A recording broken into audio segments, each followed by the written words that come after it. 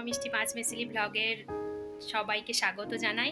চলে এসেছি আরেকটি নতুন ব্লগ নিয়ে। আজকের ব্লগে তোমরা দেখতে পাবে আমরা কোথায় যাচ্ছি, কি কি কিনছি, কি খাচ্ছি, আর সব থেকে বড় কথা মানে ব্লগে ভিডিও করতে গিয়ে, ব্লগ দেওয়ার জন্য ভিডিও করতে গিয়ে বড় একটি দুর্ঘটনার হাত থেকে আমি বাঁচলাম।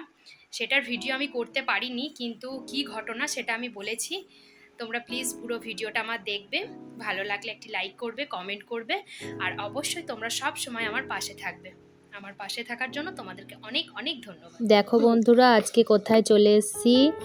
এই দেখো, তোমাকে আজকে আমরা চলে এসেছি। প্রথমে বলি, আমরা চলে এসেছি বড়দির বাড়ি। বড়দির বাড়িটা তোমাদের আজকে ঘুরে দেখাচ্ছি। দেখো, এটা কুয়োটা আছে কিন্তু কুয়োতে জল নেই।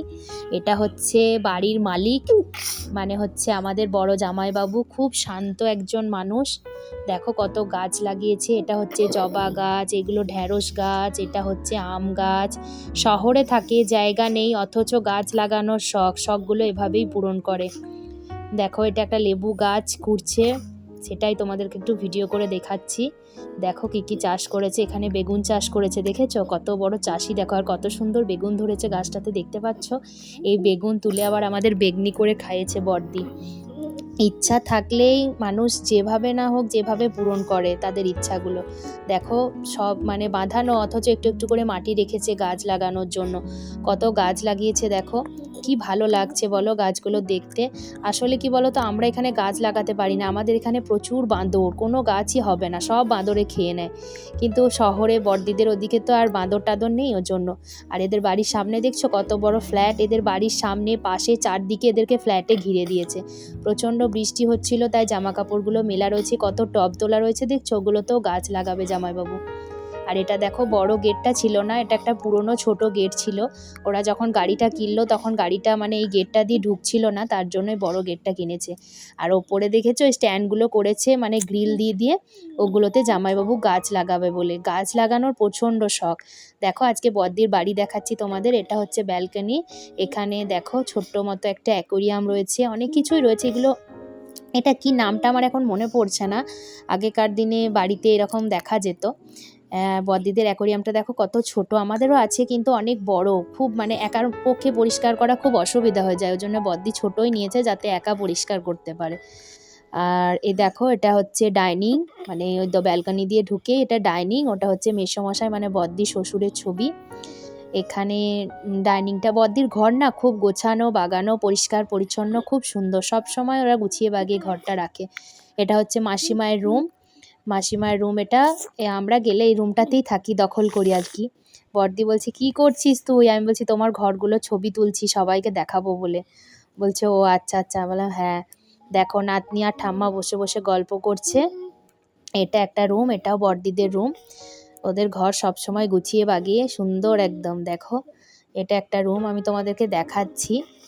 তোমাদের কেমন লাগছে ভিডিওটা অবশ্যই আমায় জানাবে। তোমরা দেখো, ভিডিওর মধ্যে আরও অনেক কিছু আছে। তোমরা প্লিজ পুরো ভিডিওটা আমার দেখো, আশা করছি তোমাদের খুব ভালো লাগবে।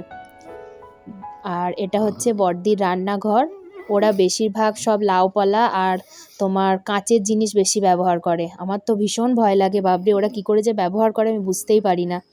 আমাদের সব স্টিলের বাসন, আর ওদের মানে রান্না টান্না স্টিলের বাসনে করে, সেটা মিথ্যা কথা বলবো না, কিন্তু খাওয়া দাওয়া ওদের, চা খাবে তাও লাপলা, মানে কোনো কিছু খাবার টাবার ওরা লাপলাতেই বেশি খায়। আমার তো ভীষণ ভয় লাগে। এটা দেখো, ওদের সিঁড়ির কাছে একটি এখানে ফ্রিজ থাকে। আর এটা গ্যারেজ গাড়ি এখন আপাতত আছে, ওটা আবার বাইরে বেরিয়ে যাবে গাড়িটা, তখন ওদের বাইক স্কুটিটা এর ভেতরে ঢুকে যাবে। এটা পুরো ডাইনিংটা তোমাদেরকে দেখালাম। এবার চলো ওপর দেখায় ওদের। এটা হচ্ছে তোমার সিঁড়ি দিয়ে একটি ছোট ছাদ, মানে একটা ছোট্ট মতো ছাদ।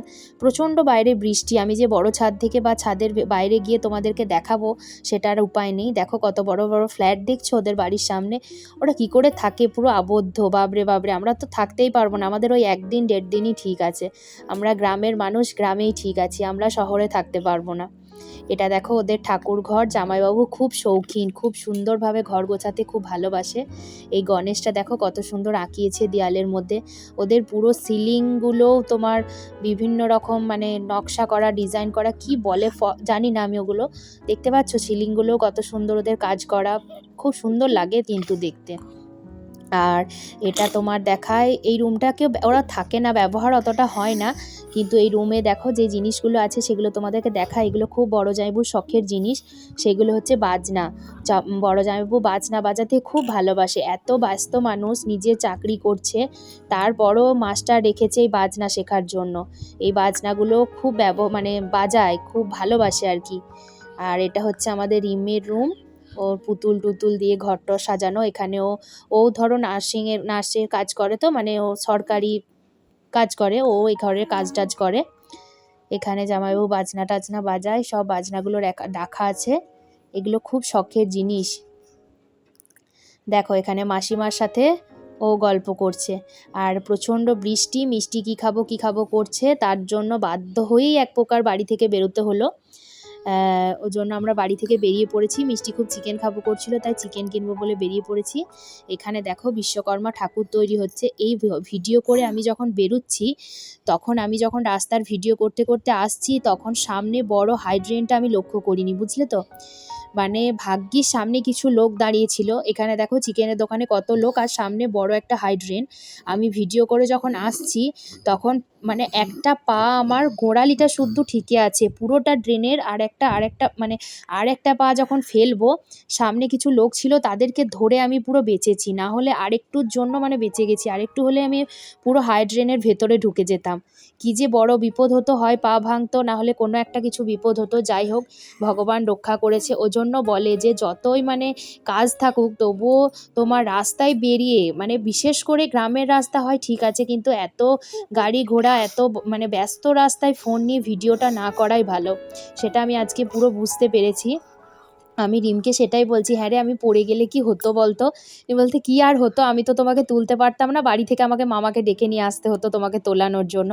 আমি বলছি না, মামাকে ডাকতে হতো না, যা হোক করে আমি উঠে যেতাম, কিন্তু আমার হাত পা ভেঙে গেলে কি হতো? বিশাল বড় মানে ঠাকুর গোপাল রক্ষা করেছে, বিশাল বড় বিপদের হাত থেকে যা হোক রক্ষা পেয়েছি। এখানে কিছু খাবারের দোকানে আমরা চলে এসেছি, এখানে খাবার নেব বলে। বৃষ্টিতে মানে এত বৃষ্টি চারিদিকে যে বলার নয়। এখানে দেখো বিশ্বকর্মা পুজো ছিল, দশকর্মার দোকানেও অনেক কিছু বিক্রি হচ্ছিল। এখানে খাবারগুলো তৈরি হচ্ছে, আর আমি আর রিম অপেক্ষা করছি। এখান থেকে আমরা তোমার egg roll, chicken roll, momo, তারপর প্যান্থাস, এই সমস্ত কিছু খাবার কিনেছিলাম। মানে তোমার কি বলতো, অনেকগুলো আইটেম নিয়েছি, কিন্তু অল্প পরিমাণে, সবাই মিলে খাবো বলে। আর খাওয়া বলতে আমি, রিম আর মিষ্টি, আর সবাই বলেছে না না, আমরা কেউ কিছু খাবো না, ওর জন্য আমরা অল্প অল্প করেই কিনলাম, ওগুলোই ভাগ করে করে সবাই মিলে খেয়ে নেব। এখানে দেখো রিম সব খাবারগুলো সাজাচ্ছে, চিকেন রোল, এগ রোল, প্যান্থাস, মোমো, সমস্ত কিছু, এগুলো আমাদের খাওয়া হবে আজ সন্ধ্যাবেলার টিফিনে। ওটা সাজানো হয়ে গেল। দেখো এখানে হচ্ছে বড়দি রান্না করছে, তাই বড়দির একটা ভিডিও করছি। বড়দি, তোমার বাড়ি এসছি, তোমার সমস্ত ঘরটর দেখাচ্ছি, আর তোমাকে না দেখালে হয়, তাই বড়দির একটা ভিডিও করেছি। এখানে বড়দি সবাইকে খাবার পরিবেশন করছে। দেখো আমাদের রাতে পোলাও আর চিলি চিকেন কেমন লাগলো অবশ্যই